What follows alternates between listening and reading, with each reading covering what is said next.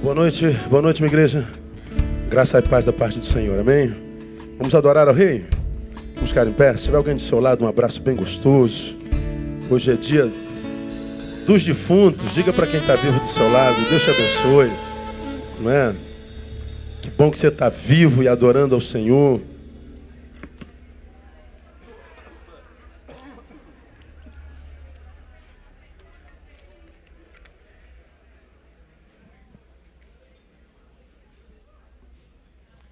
Hoje é o dia de Omnium Fidelium Defunctorium. É o dia dos fiéis defuntos. Esse dia dos finados entrou na agenda, no calendário católico no século X. Uma forma de homenagear os católicos fiéis que morreram na fé. E como eles acreditam que há esperança depois da morte, não é? Que o sujeito morre, vai para o purgatório, depois do purgatório ele tem uma outra oportunidade. Isso é uma doutrina católica, não é bíblica. Na Bíblia não tem isso, não existe purgatório. E essa data entrou para homenagear os defuntos. E nós que somos vivos agradecemos, não é verdade? Afinal de contas, é feriado. E a gente louva a Deus por isso. Aí, hoje eu quero levá-los à gotinha, tirando de Eclesiastes capítulo 9. Abra sua Bíblia em Eclesiastes capítulo 9. Vamos responder a pergunta de um irmãozinho da nossa igreja, recém-chegado, recém-batizado. Ele batizou na última vez, no último batismo. E ele falou que tem muito medo de morto. Ele tem muito medo de assombração. Ele tem medo dos mortos. Alguém aqui mais tem medo de defunto? Tem medo de morto ou não? Ninguém, né? Ninguém. Mentirosos tem? Mentirosos? Tem. Mentirosos tem um monte. Né?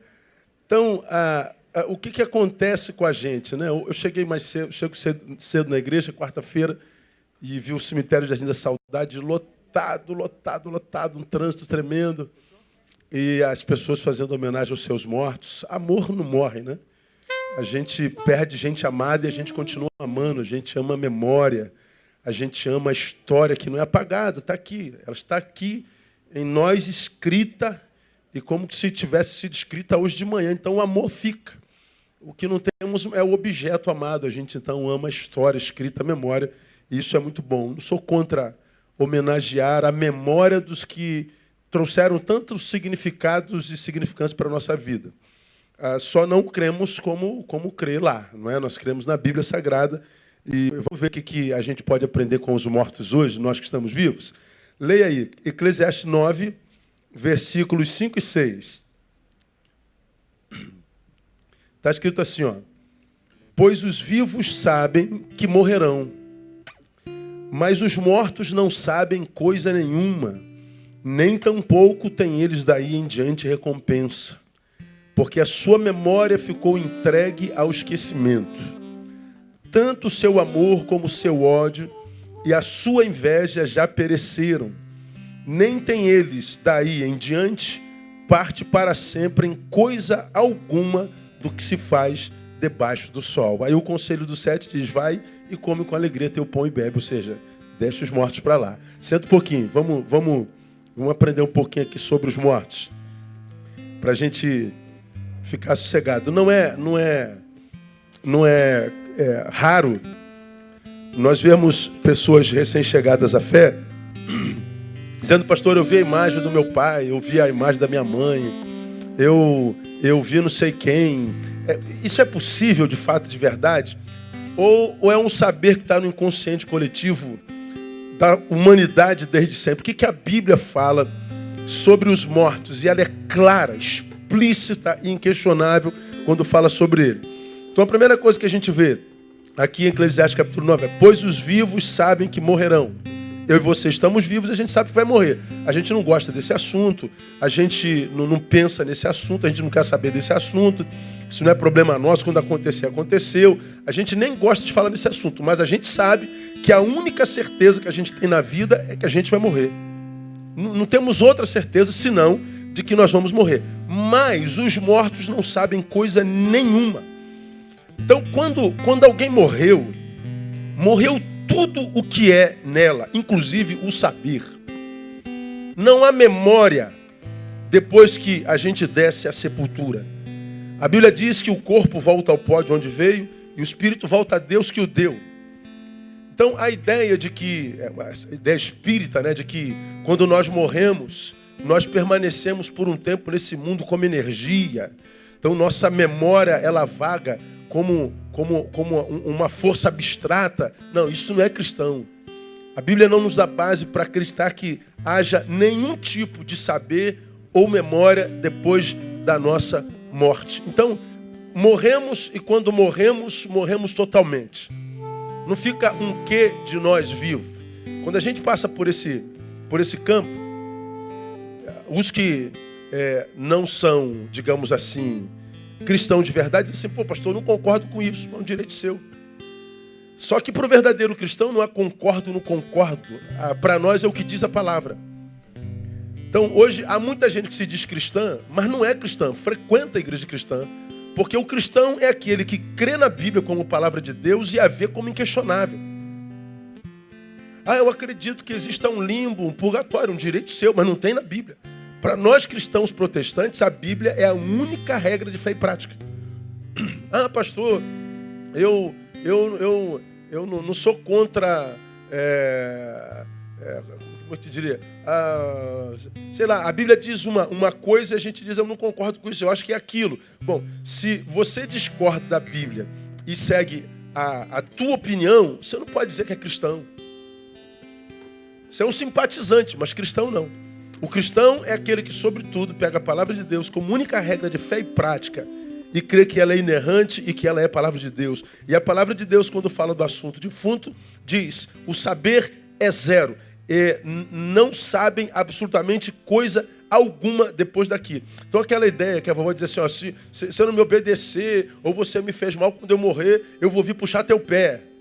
Pô, ele não vai vir puxar teu pé porque ele não vai se lembrar do que você fez a ele. Ele não vai puxar teu pé porque ele não vai se lembrar quem é e nem quem é você. Ele não vai poder passar para o lado de cá, Mas é assombração, pastor. Você pode falar até que seja demônio.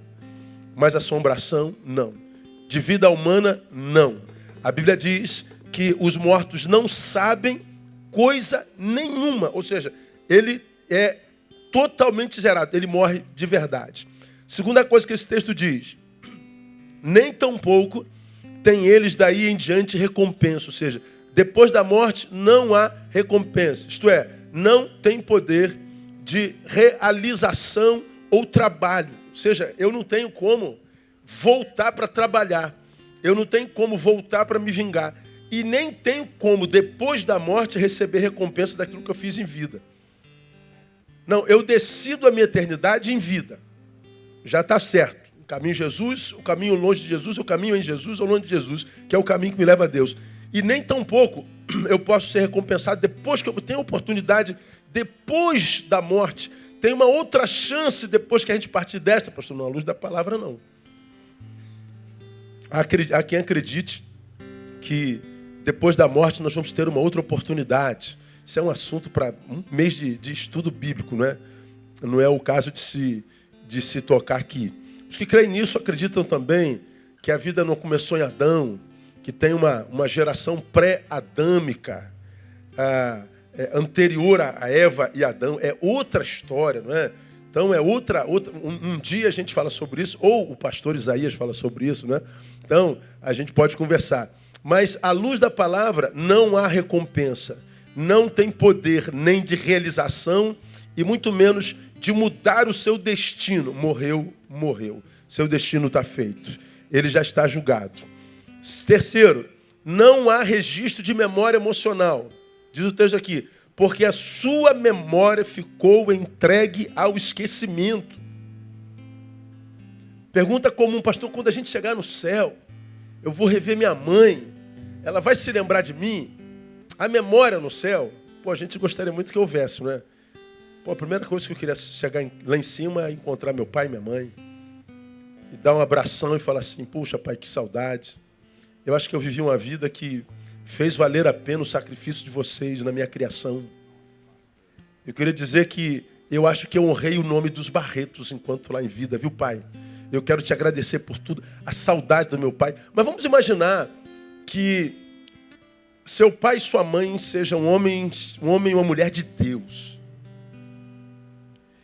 Está lá com o pai e tem memória do que aqui embaixo viveu e mais, pode ter contato, acesso, percepção. Imagina seu pai e sua mãe vendo você, principalmente você que está vivendo a vida que está vivendo longe de Deus. Uma vida que, à luz da palavra, não te levará para perto dele. Teu pai e tua mãe olhando que tipo de vida você tem dado a si mesmo. E pelo caminho que você tem trilhado, que não é o de Jesus, é teu. Teu pai e tua mãe percebendo, meu filho, nesse caminho não vai se encontrar conosco, ele vai para um outro destino eterno. Ou seja, teu pai e tua mãe sofreriam. Se no céu tem sofrimento, o céu não é céu. Não há memória.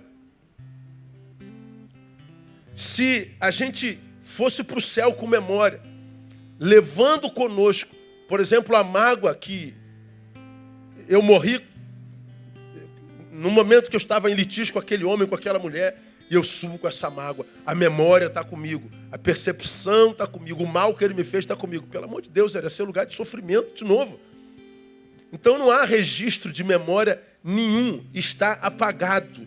Eu não tenho como chegar no céu e me lembrar que a Geralda foi minha mãe e que o Adão foi meu pai.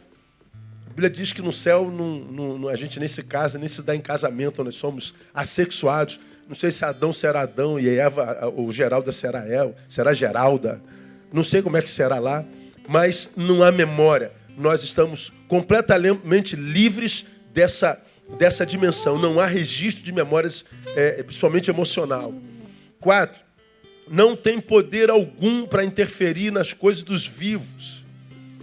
Tanto o seu amor, como o seu ódio e a sua inveja já pereceram. Então não tem como voltar como Ghost. Lembra do filme Ghost? Todo mundo chorou naquele filme, né? Meu Deus, que paixão mais maravilhosa, né? Transcende a morte, tal. E imagina a angústia de você ver o teu amor sofrendo tanto porque você partiu, e às vezes assim, tão traumaticamente, né? Mas o texto está dizendo, o amor, o ódio, a inveja perece. Não há registro de memória. Nem tem eles daí em diante parte para sempre em coisa alguma do que se faz debaixo do sol. Tu imagina se todo morto tivesse poder de intervir no mundo dos vivos. Tinha gente que ia querer morrer só para perturbar o inimigo. Tem gente que... Tu lembra dessa historinha? Aparece o cara acha uma lâmpada, esfrega, você só tem um pedido a fazer, não são 3. Agora eu quero que você saiba o seguinte, que o que você pedir, o teu pior inimigo vai receber em dobro. Lembra disso? Pô, eu peço o que eu quiser, mas o que você pedir, o teu inimigo vai pedir em dobro. Ele pensou, pô, cara, eu vou pedir, mas o meu inimigo tem em dobro. Aí ele pensou e teve uma excelente ideia, já sei. Eu quero que você fure um olho meu.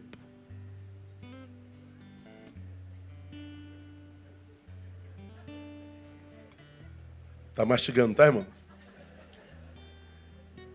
Fura um olho meu, o inimigo dele recebe em dobro. O que o inimigo dele recebe? 2 olhos furados. Ou seja, o cara prefere uma desgraça para si se a desgraça do inimigo for maior. Nós vivemos um tempo de gente tão ruim que eu não posso fazer nada contra aquele camarada que me atormentou. Provavelmente o cara ia morrer só para voltar para atormentar. Não existe isso. Pastor, eu estou sentindo uma pessoa me tocando. Eu vi um vulto. Pode ser espírito maligno, mas gente, não. Então, o irmão que me perguntou, pastor, eu tenho medo de defunto, eu tenho medo de morte. Tenha medo de vivos, irmão. Tenha medo dos vivos. Tome cuidado com eles. Guarda seu pensamento, né? Seus seguros, seja todo em torno dos vivos. Porque dos mortos você não precisa se preocupar mais. Eles não têm como mais, à luz da palavra, de te atormentar, de te perturbar. Eles existem em nós, como memória, mas nós não existimos mais neles. Não há nada que exista depois que a gente desce o túmulo, depois que a gente deixa esse tabernáculo. É só memória. Só.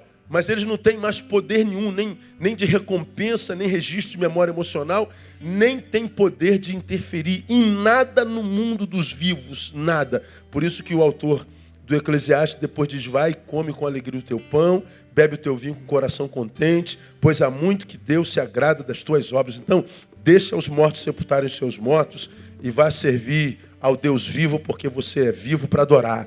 E a gente descansa. Então, para com esse negócio de ficar pensando em mortos. Nós não cultuamos mortos. Nós agradecemos a Deus pela vida dos que agora mortos, que foi tão significativa em nós. Então a gente ama a memória do pai, da mãe, do amigo, do parente, mas nós não cultuamos mortos. Pastor, eu posso ir lá no cemitério, no túmulo de fulano? Pode, o cemitério é livre. Agora, tenha consciência de que ali só está uma lápide com o nome do teu amado. Lá tem ossos mortais, não tem memória nenhuma dele ali. Então não adianta você botar uma florzinha, uma rosinha, porque você está botando para si. Isso é psicológico. Mas espiritual não tem peso algum, nenhum. Então eu não acredito que você vá pecar porque você botou uma rosa lá, você está botando para si. Ele não está recebendo tua rosa porque ele não tem memória, ele não sabe quem é você. Ele não está ali, ele não vê, ele não tem acesso ao lado de cá. Então, console-se com essa palavra, fique tranquilo, durma em paz hoje. E curta a vida no nome de Jesus. Vamos aplaudi-lo e vamos adorá-lo com alegria nessa noite. Vamos ficar em pé? Aleluia.